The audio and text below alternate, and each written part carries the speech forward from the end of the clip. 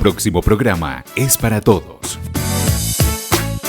No contiene escenas de sexo o violencia.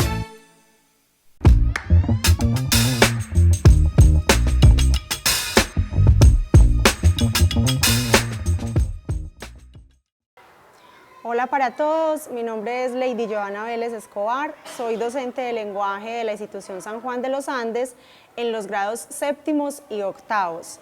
Hoy tengo el placer de presentarles esta obra maravillosa de Fernando Soto Aparicio, La rebelión de las ratas.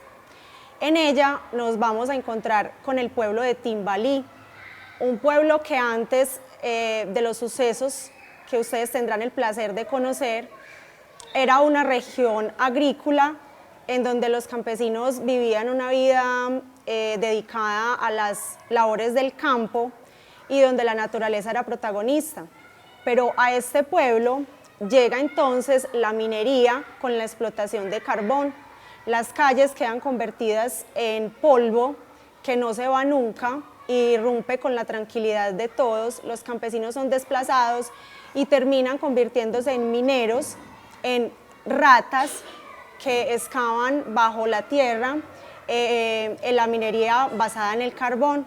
Las diferencias que se ven en la población de Timbalí entre los dueños de las explotaciones de las minas y los obreros son diferentes, son rotundas, por así decirlo. Mientras ellos viven en palacios o en casas muy prestantes, la mayoría de personas que trabajan como mineros, como ratas, explotando las minas de carbón, viven realmente en casas hechas con los materiales que se encuentran en la calle. Allí nos vamos a encontrar con esta historia que a través de una familia que llega buscando supuestamente mejores oportunidades, nos vamos a sumergir en todo lo que implica la minería. Y aquí es donde la obra de Fernando Soto Aparicio se vuelve tan contemporánea, porque nos sigue mostrando las consecuencias y el cambio de la cultura y la desigualdad que se vive en ciertas partes, como lo es nuestro suroeste antioqueño, en donde la minería hace presencia.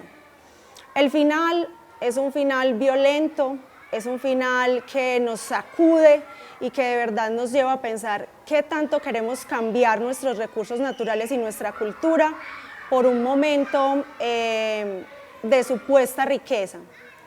Bienvenidos entonces a Estación Literaria. Antes todo era sencillez, rusticidad, paz. Y de pronto el valle se vio invadido por las máquinas. El mediodía fue roto por el grito estridente de las sirenas. Los caminos se perdieron bajo toneladas de polvo y anchas vías cruzaron el verdor de los sembrados. Los árboles, cercados por el humo, envejecieron y terminaron por perder sus hojas y sus nidos. Y el silencio, ese bendito silencio que era como un manto protector tendido sobre el campo, huyó para siempre hacia las montañas. Así como el paisaje, los rostros cambiaron también. Ya no era la cara ancha y sonrosada del sembrador, ya no las mejillas frutales de las muchachas, ni los ojos risueños de los niños. Eran semblantes deformados por grandes cicatrices, con hirsutos pelos que les daban apariencias bestiales o ridículas. Eran pieles ajadas por el sudor, ennegrecidas por el hollín, picadas por las viruelas inclementes que diezmaron la población del valle como plaga bíblica. Eran ojos asustados, huidizos, brillantes de codicia, señalados por las huellas imborrables de crímenes pasados. A eso lo llaman algunos, pomposamente, civilización, progreso. La esperanza de la patria estaba allí. Con el sacrificio de unos pocos se aseguraba la tranquilidad de muchos. Era necesario que el valle perdiera su aspecto bucólico para que la nación recobrara su estabilidad económica. Al menos, tales cosas decían los oradores que acudieron a convencer a los campesinos de la convivencia de abandonar las cosechas, de trocar la azada por la piqueta, de cambiar el maíz por las piedras negras del carbón, y de acabar con los mansos burrillos de carga para reemplazarlos por los camiones de color rojo oscuro, como teñidos de sangre. Los agricultores al principio ofrecieron resistencia, pero pronto fueron cediendo. El miedo, la ambición, el dinero, el analfabetismo. Después de que se descubrieron las minas de carbón en aquel vasto territorio, llegaron de los diversos puntos de la República gentes de toda condición social, pero generalmente desiderados, fugitivos y vagabundos. Rondaron por entre los cultivos, acudieron hasta las casas hospitalarias, siempre abiertas al forastero, y en ellas fueron infiltrando la savia de sus pensamientos, el veneno de sus convicciones, el lenguaje rebuscado de sus argumentos. Entonces, los dueños de pequeñas parcelas, verdes en invierno, doradas en verano, tuvieron que abandonarlas, entregándolas a la voracidad de los compradores. Algunos, inclusive, se vieron amenazados de muerte, pero los más terminaron cediendo de buena gana, ante las promesas de un futuro de abundancia y prosperidad. Luego de conquistada la tierra, vino la invasión mecánica, camiones, palas, grúas. Crujieron las montañas centenarias al sentir en su base la puñalada del acero. Se descuajaban con quejidos casi humanos los árboles enormes de los boscajes, y las casas humildes, fabricadas de paja y barro, cayeron en sus ensueños centrales ante el empuje de la codicia. No eran malas, quizá, las intenciones de los que embozaron el proyecto, pero a través de centenares de labios y de cerebros diversos, las palabras y los pensamientos fueron deformándose. Y aquellos hombres silenciosos y rústicos no adivinaron lo que vendría. Ocurrió pronto. El valle está habitado por 12 o 15 familias regadas en todas las direcciones. El rancho de los Morenos, la fundación de los Montoyas, la casita de los Ramírez. Así, por todos lados, un nombre amigo, un rostro sonriente, una mano franca. Y luego de la irrupción del progreso, fueron decenas de familias agrupadas en barrios miserables, apiñadas como tallos de trigo. Las construcciones apresuradas crecieron como cizaña, casas de latón, de madera, de piedras y cemento. Y de allí surgió el pueblo Timbalí. Eran rostros y conciencias distintas, pero era un solo idioma, y de súbito llegaron los extranjeros, ingleses, franceses, alemanes, desterrados los unos, atraídos los otros por la sed de fortuna, guiados los demás por intereses de variada índole.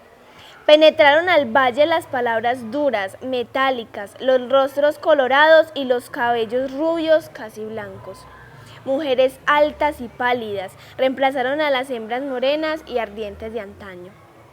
Construyeron casas de aspecto raro, con los tejados terminados en punta, con puertas de vidrio y de metal.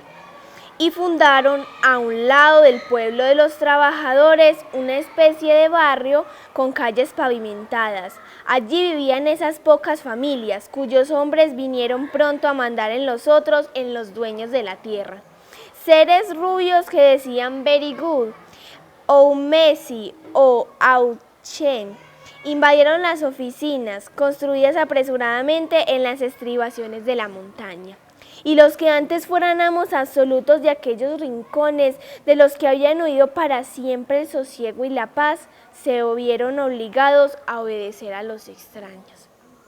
Principio la explotación de carbón en gran escala. Las montañas que rodeaban maternalmente el valle contenían una incalculable riqueza. Bajo la tenue capa de verdura se ocultaban millones de toneladas de mineral, tanto que en 50 años apenas si se haría pequeña mella en su inmensidad. Por los campos ya secos y abandonados se tendieron los caminos metálicos. Los hombres, inclinados sobre la tierra, clavaban en su vientre largas púas de acero para sostener las líneas por las que, meses después, corrían veloces locomotoras lanzando al aire sus eructos negros y arrastrando tras de sí largas filas de carros que transportaban carbón hacia la capital. Todas las escalas sociales vinieron a formar el pueblo de Timbalí. Desde los extranjeros que pisaban la tierra aquella, buena y acogedora, como dominándola, como amenazándola, hasta el pordiosero, hasta la prostituta. Entre los hombres atraídos por el vértigo llegó una mañana de tibio verano Rudecindo Cristancho. Era alto, delgado, de apariencia débil, la espalda inclinada siempre, los ojos bajos, la boca cerrada herméticamente, con las palabras justas para medio hacerse entender. Las manos grandes, nervudas, descarnadas, largas y magras las piernas. Esto en lo físico, y en lo intelectual resignado hasta el sacrificio, pero no por heroísmo, sino por ignorancia. No supo nunca quiénes fueron sus padres, ni le interesó averiguarlo. Sus recuerdos arrancaban de una época muy remota. Trabajaba en una finca como mandadero y soportaba los lastigazos del dueño cada vez que no cumplía cabalmente sus deberes. Quizá desde entonces le nació una resignación completa, terrible, ya que su alma había sido cruelmente deformada por la vida misma. Después de este periodo doloroso se encontraba en la cinta de sus evocaciones, trabajando como mecánico en un taller, en una ciudad lejana, ya esfumada en la memoria, y luego Pastora, era su esposa. La conoció en el campo en donde estaba colocado como jornalero, ganando 60 centavos diarios. De ello, hacía algunos lustros ya. Se enamoraron. La mujer era bonita, buena hembra, como decían los vecinos. Rudecindo se sintió fascinado por sus ojos negros, su rostro fresco y sano, su cuerpo vibrante y erguido, y su olor de mujer plena. Y se casaron una fría mañana de septiembre en la iglesia de un pueblo distante cuyo nombre había olvidado ya. Vinieron los sufrimientos de las miserias, días enteros en que apenas tuvieron para comprar el pan. Después les llegó una hija, la pusieron María Elena, de Nuestra Señora de las Mercedes, pero todos desde pequeña le decían cariñosamente Mariena. Tenía 14 años, bajo la tela del traje se le insinuaban los senos. A la espalda le caían las trenzas como gemelos chorros de sombra. Tenía los mismos ojos de la madre, grandes, negros, iluminados, y la piel morena pálida, con transparencias nacarinas cuando la invadía el pudor. Luego nació el hijo, Francisco José de la Santa Cruz, pero le decían Pacho, para ahorrar tiempo.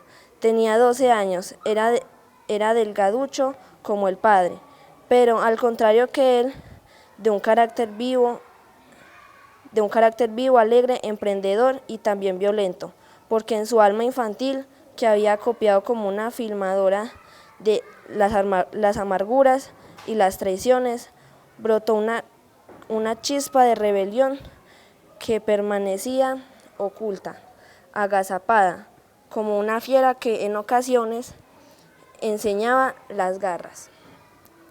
Esa era la familia de Rudecindo Cristancho.